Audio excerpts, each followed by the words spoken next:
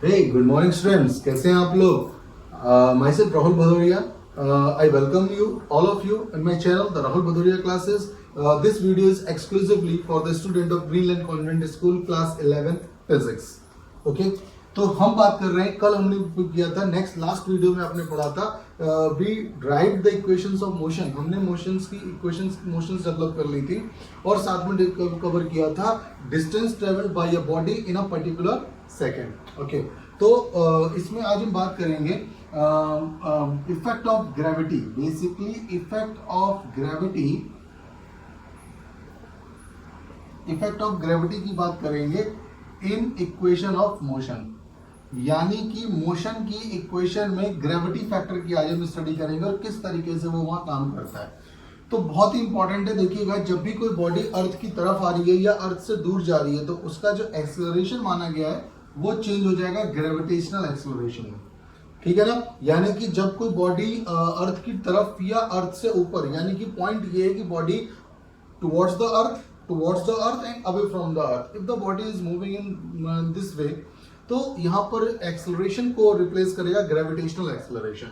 Okay, तो पहला fundamental हम मान के चलते हैं, बॉडी इज कमिंग टुवर्ड्स अर्थ. अगर हमारी जो बॉडी है वो अर्थ की टुवर्ड्स आ रही है, यानी कि टुवर्ड्स अर्थ, तो यहां पर बिकॉज वो अर्थ की तरफ आ रही है, यानी कि ये उसका नेचुरल मोशन है, तो इस प्लेस में जी की जो वैल्यू होगी वो पॉजिटिव जी रहेगी क्योंकि वो नेचुरल मोशन में है. आपके पास इक्वेशन की जो फर्स्ट फॉर्म बन जाएगी v equals to u plus, हाँ, तो g चेंज हो जाएगा, a चेंज हो जाएगा g के साथ और डिस्टेंस कवर हो जाएगी h से, चेंज हो जाएगी h से. ये दो चीजें बस चेंज होंगी इसमें. तो u प्लस at, आपके पास a चेंज हो जाएगा g के साथ, तो हमारे पास पहली इक्वेशन बन जाएगी v equals to u plus g t. First equation. हमारे पास जो सेकंड इक्वेशन है वो क्या चेंज हो जाएगी? सेकंड इक्वेशन होती क्या थी? s equals to u t plus half a t square. मैंने बोला s चेंज हो जाएगा h के साथ और a चेंज हो जाएगा g के साथ. ओके, क्योंकि वो टुवर्ड्स द ग्रेविटी आ रहा है. तो यहां पर बनेगा h equals to u t plus 1/2 g t square. This is third equation of motion when a body is coming towards earth. जब एक बॉडी अर्थ की तरफ आ रही है उस केस में ग्रेविटी कम्स टू एक्शन और वहां पर आपकी जो इक्वेशन ऑफ मोशन होती है वो डेवलप हो जाएगी h equals to u t plus half g t square. Okay, third equation क्या आती? v square equals to u square plus 2as. मैंने आपको बोला चेंज क्या होंगे? a चेंज होगा आपका g से और s चेंज होगा आपका h से.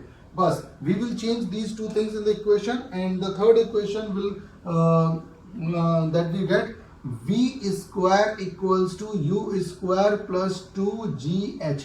g पॉजिटिव ही रहेगा क्योंकि ये टुवर्ड्स द अर्थ आ रहा है. When a body is coming towards the earth, the value of acceleration, gravitational acceleration will be positive. And when a body is going away from the earth, दूसरा situation ये है कि अभी एक तो body earth की तरफ आ रहा है, it is falling towards the earth. अब सिचुएशन चेंज होगा और बॉडी अर्थ से दूर जा रहा है. ठीक है ना. Now the situation change and body is going away from the earth. अभी क्या होता कि अर्थ की तरफ आ रहा था, अब क्या होगा? ये अवे फ्रॉम द अर्थ जा रहा है. ठीक है ना, अर्थ से दूर जा रहा है. तो what happens when a body moves away from the earth? तो क्या हो जाएगा? केस 2 में आप लेके चलते हो, if body is going away from earth. Basically ये हो जाएगा अवे फ्रॉम अर्थ का मतलब ऊपर जा रहा है, अपवर्ड जा रहा है. ठीक है ना. तो यहां पर आपका जो एक्सेलरेशन होगा वो बेटा चेंज हो जाएगा माइनस जी से. माइनस क्यों? क्योंकि अगेंस्ट द ग्रेविटी मोशन हो रहा है. Because motion is happening against the gravity, so acceleration becomes minus g. Okay, और आपका s तो चेंज h से ही होना है. तो इक्वेशन जो 1 है वो बन जाएगा v equals to u plus a की वैल्यू आप minus g into t apply करेंगे तो v बन जाएगा u minus g t. First equation of motion. ठीक है ना. जब ग्रेविटी का रोल प्ले होगा वहां पर बॉडी अगेंस्ट और टुवर्ड्स द अर्थ आ रही है तो वहां पे g आएगा. और when the body is going away from the earth, against, basically इसका नेचुरल जो मोशन उसके अगेंस्ट जा रहा है, अवे फ्रॉम द अर्थ हो रहा है. ठीक है ना. इन दैट केस आपका जो ग्रेविटेशनल एक्सेलरेशन है उसकी वैल्यू नेगेटिव हो जाएगा और वो माइनस जी के फॉर्म में यूज होगा और फॉर्मूला हो जाएगा v equals to u minus g t. Okay, second जो बनेगा वो क्या बनेगा? h equals to u t plus 1/2 g हो जाएगा minus g u t plus half g t square. और ये इक्वेशन बनेगा 1/2 GT², और ये वैल्यू किसकी हो जाएगी, h की। h की वैल्यू क्या हो जाएगी, ut माइनस हाफ GT²। ठीक है भैया। और उसके बाद थर्ड इक्वेशन जो बनेगा v² equals to u² plus 2g हो जाएगा माइनस h हो जाएगा h। तो आपके पास जो थर्ड इक्वेशन आ जाएगी वो आ जाएगी v² equals to u² minus 2gh। ये जाएगा अगेंस्ट ग्रेविटी। ठीक है, this will go against gravity, ये ग्रेविटी के अगेंस्ट जाएगा। हम इस तरीके के इन कॉन्सेप्ट्स को यहाँ पर यूटिलाइज करेंगे। Okay done. तो ये आपके पास अगेंस्ट ग्रेविटी और विद ग्रेविटी फॉर्मूले प्लीज जरूर याद रखिएगा, बहुत ही इंपॉर्टेंट कॉन्सेप्ट होते हैं ये। ठीक है ना, चले या इसके बाद आज मुझे आपके साथ एक टॉपिक और कवर करना है, एक टॉपिक और कवर करेंगे और वो लिखेंगे इंपॉर्टेंस ऑफ स्लोप ऑफ किसका, वेलोसिटी टाइम ग्राफ का जो स्लोप है, आज हम उसकी इंपॉर्टेंस आपके साथ डिस्कस करेंगे। We will discuss the important of velocity time graph, we will discuss the importance of velocity time graph. हम वेलोसिटी टाइम ग्राफ की इंपॉर्टेंस यहाँ पर आपके साथ डिस्कस करेंगे कि वेलोसिटी टाइम ग्राफ की इंपॉर्टेंस क्या होती है। सबसे पहले इसका जो स्लोप होगा, शायद मैंने आपको बताया होगा, नहीं है तो फिर से देख लेते हैं, 2 मिनट का बात है, कुछ बात नहीं है। जैसे कि सपोज आपने स्लोप देखिएगा बड़े ध्यान से, यहाँ पर आप ले रहे हो टाइम और यहाँ पर आप ले रहे हो क्या, वेलोसिटी, यानी कि ये v है और ये टाइम है। इसका जो स्लोप होगा, ये स्लोप क्या बताएगा, एक्सेलरेशन। क्या बताएगा, एक्सेलरेशन। कैसे, एक बार देखता हूँ। मान के चलो ये एंगल कितना बना रहे हैं यहाँ पे, थीटा, और ये इसकी पोजीशन ए पर आ रही है, ये ओ से ए पर आ रहा है। तो बेसिकली ए पर जो पोजीशन है, एक्स एक्सिस पर आपको क्या मिल रहा है, टाइम, और वाई एक्सिस पे क्या मिल रही है आपको, वेलोसिटी। याद रखिएगा, एक्स एक्सिस पे क्या मिल रहा है आपको, टाइम। तो अगर मैं इसकी पोजीशनिंग कर दूं तो बेसिकली ये तो इसने टाइम कवर किया है और ये इसने वेलोसिटी कवर किया। Is that okay? ये इसने टाइम कवर किया, ये इसने वेलोसिटी कवर किया। अगर मैं यहाँ पर tan थीटा ले लेता हूँ इस ट्राइंगल में, tan थीटा क्या होता है, परपेंडिकुलर, तो इसको पॉइंट को हम b ले लेते हैं, तो ये बन जाएगा परपेंडिकुलर अपॉन बेस।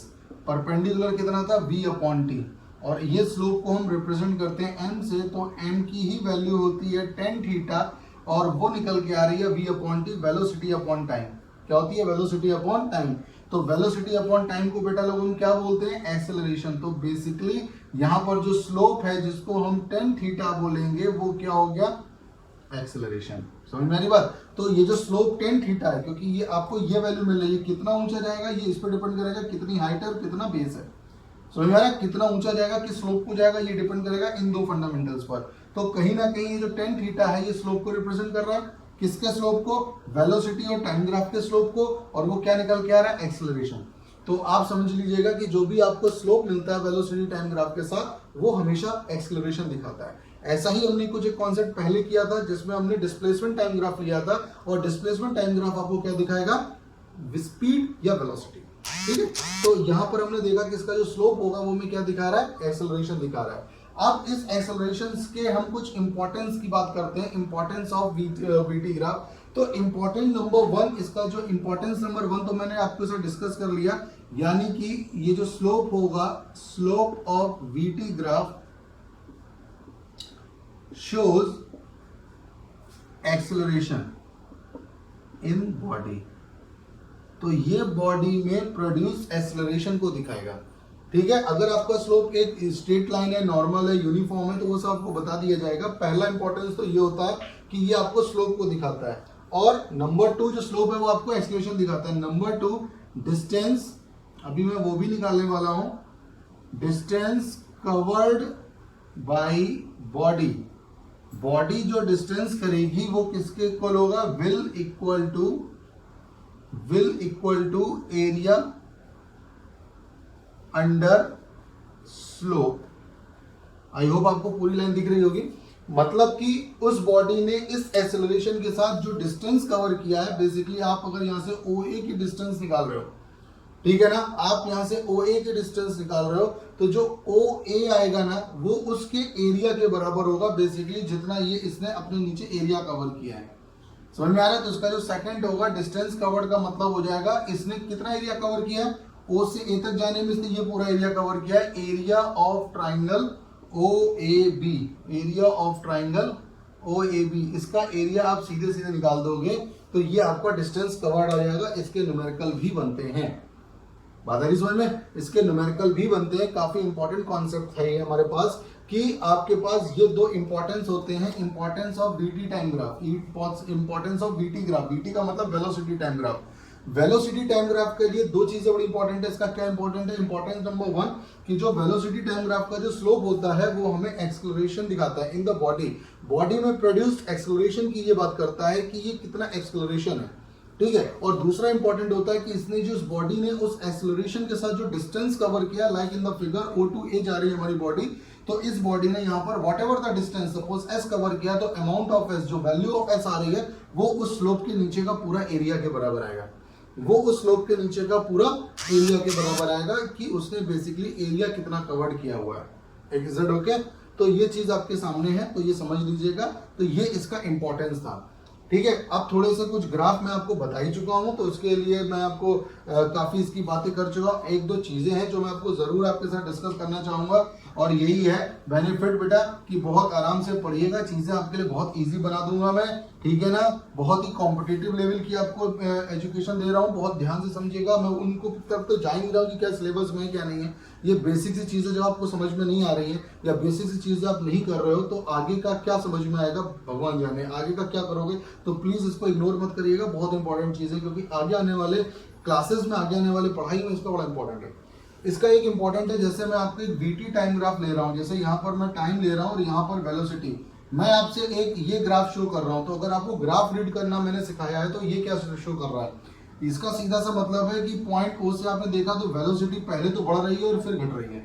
भाई वेलोसिटी बढ़ी, ए पॉइंट पर आकर मैक्सिमम हो गई और फिर घटते घटते वो 0 हो गई बी पर।